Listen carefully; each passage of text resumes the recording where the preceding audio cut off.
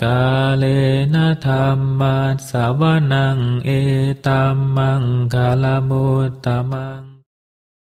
Penuturan syair Dhammapada di video ini ditujukan untuk kita renungkan. Penuturan bahasa Palinya bukan sebagai sarana pembelajaran pengucapan bahasa Pali yang benar. Penutur memohon maaf atas kesalahan yang terjadi, baik dalam pengucapan maupun dalam pelantunan bahasa Pali dari bait-bait Dhammapada ini. Untuk syair Palinya, penutur memilih membacakan dari hard copy kitab Pustaka Dhammapada Pali Indonesia yang diterbitkan oleh Sangga Theravada Indonesia. Untuk terjemahan bahasa Indonesia dan kisah latar belakangnya, penutur memilih membacakannya dari sumber web samaggipala.or.id di bagian Dhammapada. Semoga syair Pali Dhammapada beserta arti dan kisah latar belakangnya ini dapat kita renungkan sehingga membawa manfaat kebijaksanaan bagi kita semua. Semoga semua makhluk berbahagia. Sadhu, sadhu, sadhu. Terima kasih. Namo tassa bhagavato arahato samma sambuddhassa. Namo tassa bhagavato arahato samma sambuddhassa. Namo tassa bhagavato arahato samma sambuddhassa. Pembacaan bait-bait Dhammapada beserta arti serta kisah latar belakang dibabarkannya bait-bait tersebut oleh Buddha Gautama.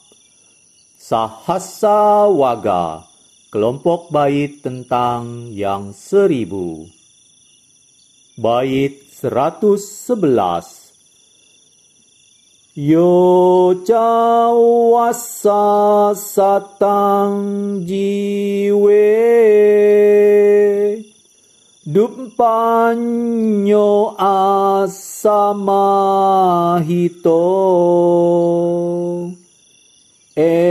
ekahang jiwitang seyo panyawanta sajaino.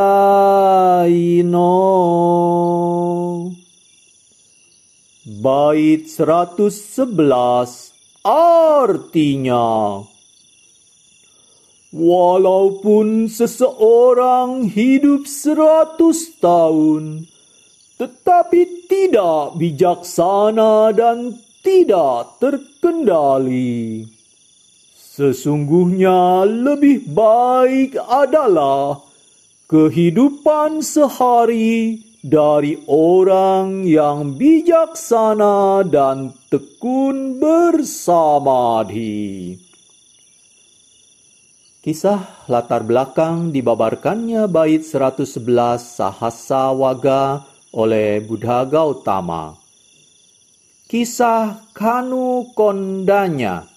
Setelah menerima pelajaran objek meditasi dari Sang Buddha, Kondanya pergi ke hutan untuk mempraktekkan meditasi dan di sana Kondanya mencapai tingkat kesucian arahat.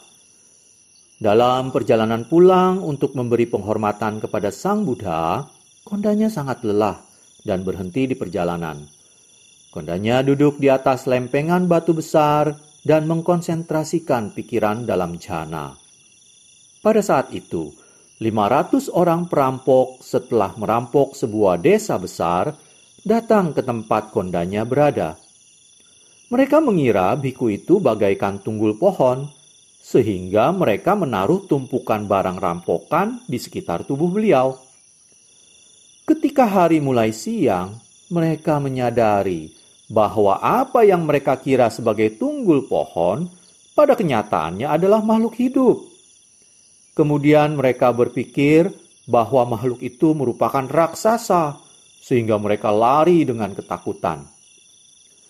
Kondanya menyatakan kepada mereka bahwa ia hanya seorang biku, bukan raksasa, dan berkata kepada mereka agar jangan takut. Perampok-perampok tersebut terpesona oleh kata-katanya dan memohon maaf atas kesalahan yang telah mereka perbuat. Tak lama kemudian, semua perampok memohon kepada kondanya agar berkenan menerima mereka dalam pasamuan biku. Sejak saat itu, kondanya dikenal dengan nama Kanu Kondanya atau Kondanya Tunggul Pohon. Kondanya beserta biku-biku baru menemui Sang Buddha dan menyampaikan kepada beliau apa yang telah terjadi. Kepada mereka, Sang Buddha berkata, "Hidup 100 tahun dengan ketidaktahuan, melakukan hal-hal yang bodoh adalah tidak bermanfaat.